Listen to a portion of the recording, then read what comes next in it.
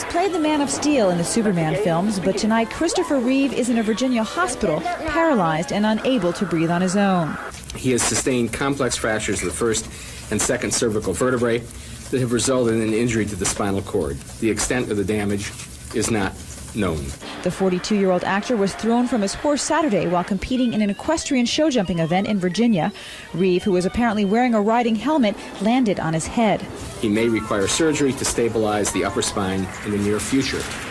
At this time, it is premature to speculate about his long-term prognosis. Ironically, HBO is currently airing a film starring Reeve. In the film Above Suspicion, Reeve plays a cop who becomes a paraplegic after being shot. A short while ago, Reeve talked about what it was like playing that role. Physical therapy nurses would work with me and say, this is how you get in and out of the bathtub, this is how you get in and out of the car, and suddenly you think, wow, because here's a lot that I took for granted. And then you simulate it by simply letting all the energy, just no control from just above the waist. If you just imagine just letting that go, even for a big 210-pound guy like me, you suddenly have a serious problem getting around.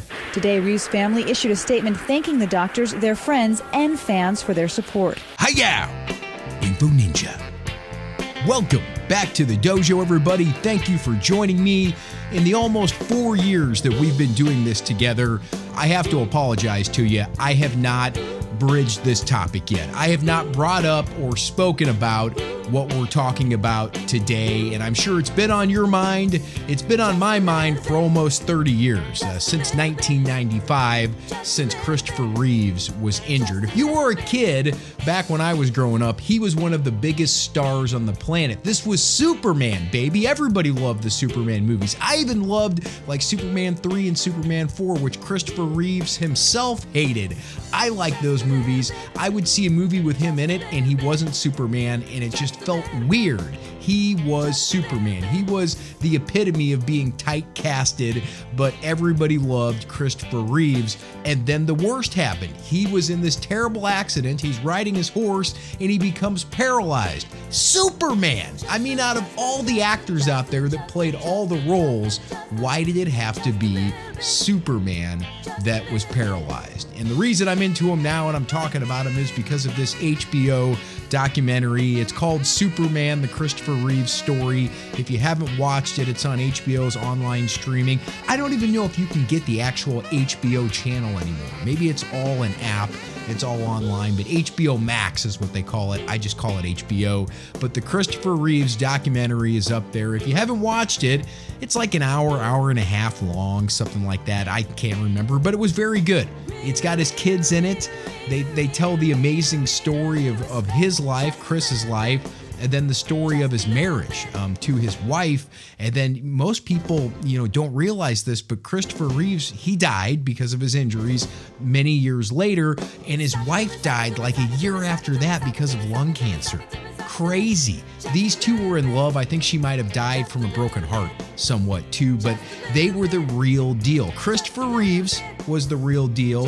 His wife, which I think it might have been Linda, I can't remember, but she was the real deal, and their marriage was the real deal. And when I started watching this documentary, I started to get all these floods of memories from like the newscast that I just played the audio for you, and from a famous commercial that came out where they used computer generated images to make it look like Christopher Reeves was walking. Everybody was talking about that. It happened during the Super Bowl. I started to remember all these things, and then I started to remember the discussions that I was having with my friends in high school at the time about Christopher Reeves and about what happened. And there was this question that we all had, and that, of course, is what you saw in the title of this episode. Can people that are paralyzed, that have spinal cord injuries, can they have sex? I know it's something that's juvenile, it's something that high school kids would talk about, but I think it's something that a lot of adults wonder about too. And back when this was a thing, when this happened to Christopher Reeves, there wasn't really an internet. There wasn't a Google at the time. So you could look this stuff up. You had to ask somebody, and you were always too embarrassed to ask. And as an adult, I didn't have Google. Google was around when I started my adulthood, but it wasn't really accessible, not something that you looked for, and I just never have asked. So I don't know the answer to that, and I think many of you might have the same question. Can people that are paralyzed from the neck down, from the chest down, from the waist down, can they still have sex because their genitals are they're not dead, but the feeling is gone? If you have the full injury, there's like partial injuries where you have some kind of feeling down there and then some things can still happen. But what happens if you get the full injury, neck down, where you're not feeling anything? Can you still have sex? And what does that do to your relationship, to your marriage, psychologically, connection-wise, with intimacy? What does it do to a couple? These are questions that I think we all have, and I'm going to answer it today. You're welcome. You're welcome. I had to sift through a few interesting Google responses. You have to be very careful how you type in sex and people that are paralyzed into Google if you want to find scientific stuff. But I did. I was able to find the science, and it's very interesting, at least to me. It was interesting. So I'm going to answer your question right now, and then I'm going to give you some details and some very interesting facts related to this topic. So can paralyzed people from the neck down, and this is on average because every spinal cord injury is different, but on average, can people that are paralyzed, waist down, chest down, neck down, can they still have sex? And the answer is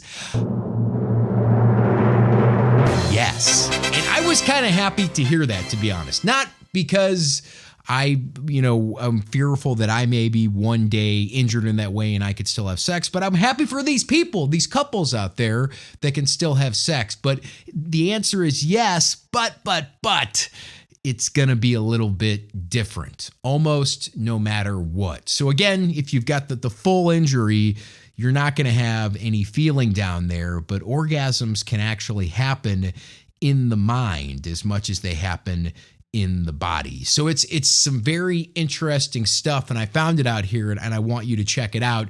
And the responses change, the circumstances change based on your gender as well. It's a lot more different for men and different for women. So we'll start out with the men. And I remember this when I was a kid back in high school.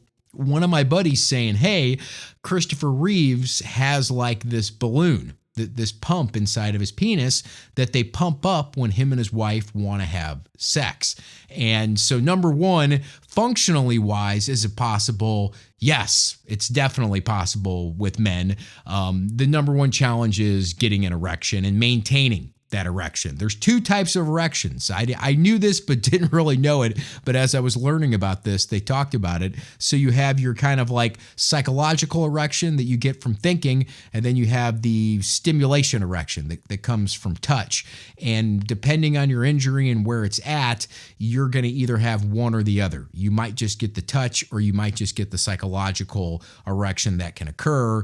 And getting it to maintain itself can be a big challenge. So what do they use? Viagra. There's a lot of drugs involved in it. There are things like pumps. There are other kinds of implants, but something that is kind of like the brand new hot thing to do for guys that are paralyzed down there is they can give themselves injections into the penis. Don't worry, they can't feel it, but it's tiny little injections that take about 15 minutes to kick in, and it gives you a rock hard erection for up to 4 hours. So that's kind of cool, because one of the biggest challenges is spontaneous sex for people that are paralyzed is very difficult. It almost has to be scheduled, and then when you have to take a pill like a Viagra that might take 30 to 45 minutes to kick in, that even makes it even harder to make it feel fresh and spontaneous. So if you can give yourself a shot and then 15 minutes later have an erection and you can make it happen for 4 hours, baby, that's pretty good. That's kind of cool. So that's the biggest challenge for men. But so it's functional for men. It can still happen that way, but do they actually feel anything? Do they get anything out of it? How does that affect you psychologically too? Do you even want to have sex if you can't feel anything?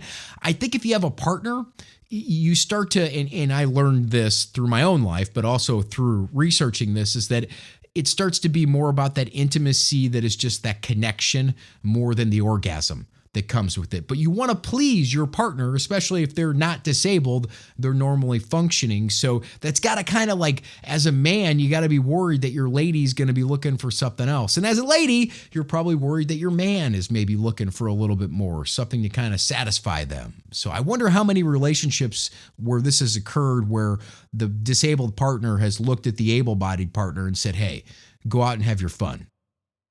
I'd rather you be satisfied and still be with me. I don't think that's what I would do. I mean, wouldn't want my partner to tell me that, but I wonder how many times that's actually happened. It's got to be a really tough thing, on top of that spinal cord injury, and you can't go out and hike and do things anymore like that, but to lose your sexuality, and it's got to be tough to feel sexy too, especially for ladies. And in these videos that I found, they talked about that a lot, is that it's difficult for them to feel sexy sometime. But we're talking about the men right now. So can they actually feel it? Can they actually get some pleasure out of it? And the answer is, it depends. Some of them, even in a full injury, can still have like a mental orgasm almost. But a lot of times it's about focusing on the things they can feel. And this guy says it best. He's injured with the spinal cord injury, and he's talking about sex. Sex just won't be the same for most people. A spinal cord injury leaves most people with limited or no sensation down there. But this does not mean that sex still can't be enjoyable. I know a lot of us with spinal cord injuries who still really enjoy the intimate aspects of sex and can still be turned on without the usual signs. By focusing on the things we can still feel, such as kissing, touching, etc., we can still enjoy the intimacy of the situation. He enjoys the kissing, he enjoys the touching, the pleasing of his partner, and the intimacy and the connection is really what it's all about for him. So yes, people that are paralyzed can have sex, and apparently they can enjoy it. They can still enjoy that connection. But how about women? How do women feel about this situation? I remember vividly, knowing my hands are freaking awkward, and he was stuck in the awkward situation of do I take off my pants or do I let her try? And so it got really awkward because I wasn't gonna say take off your pants, and then he wasn't gonna just take them off because he knows I want to try to do things myself. So it was 15 to 20 minutes of me trying to take off his shorts, and then finally being just take your shorts off. What are we doing here? I can't take off my own shorts. Just take them off. Obviously, functioning wise, it's not an issue for women. Now, they may not get as aroused and thus as lubricated, so they're going to need some extra water-based lube to go into that situation, is what most of them said they use. But do they feel it? Do they get any kind of joy out of it? And it really depends on your injury. Again, some women that are fully injured can still experience orgasm, but they'll experience it in different spots. It's crazy. So maybe now their nipples cause them to have an orgasm, or under the arm for one person. One person gets their back tickled and it makes them feel turned on and like they're having an orgasm. So sensation can change and move to different places for people. Not always true, but women, yes, they can still have an orgasm. And for them, it's really about connection and intimacy, because there's a lot of women that are able-bodied that can't have orgasms but still enjoy sex. But I found a lot of videos from women talking about this very topic. Well, you have to find a way to get your sexy back. And I think that's different for everybody. Maybe it's a negligee or a sexy nightgown, something you wouldn't normally wear. I like to get on top, but it is sort of like the heavy lifting. It's not something I'm roll over, I'm gonna get on top now. It's all right, roll over, grab my leg, pull me on top of you, get me in position. Now, this lady right here was very interesting because she's actually never had an orgasm before, and she's married, and her husband are eventually, I think they're going to work on it and try to make it happen, but she can't feel anything down there. But she got injured when she was 13, so she's never had an orgasm, so she doesn't really feel like she's missing anything. So here, listen. Have I ever had an orgasm is the real question, I guess, and the answer to that one is no. I've never had an orgasm. I probably could if I spend enough time experimenting and trying, but at this point in my life, it just hasn't been a priority. I always have 2 kids in the house. I'm really busy, and so it's just not something that I think about on a daily basis. Do I want to have an orgasm? I'm not really sure. I don't know. I've never had one, so I don't know what I'm missing with that either. Probably if I did have one, I'd be like, hell yes, I don't want to ever give this up. But yeah, I'm not really sure whether that's something that I need to have in my life or not. But no, I've never had an orgasm. Someday, maybe I will try harder at having one and, you know, get to experiment with that. But for now, it's a no. Is it even enjoyable for me? Of course it is. I love to have sex. I love being close with my husband. It's a lot of an imagination game for me. So I fantasize a lot about certain things. And it's super enjoyable for me. I have other areas of my body that I find are erogenous and that I get pleasure from. So it's completely enjoyable. So there you go. The answer is yes, they can. Yes, they can still enjoy it. Ultimately, it's just about connecting with their partner on an intimate level, like the same thing you get from cuddling almost, but also, pleasing your partner is a big part of that. But we stay sexual beings even though we get injured. I've always been wondering about this. Did Christopher Reeves have sex with his wife? And the answer is, it looks like, yeah, he probably did. He stimulated her in some way, and he was there and she was present, and they connected in that way. So the answer is yes, it's different, but it still happens, and that kind of makes me happy. I just hope that him and his lovely wife are in heaven together, having really, really great sex. Hi-yow! Info Ninja.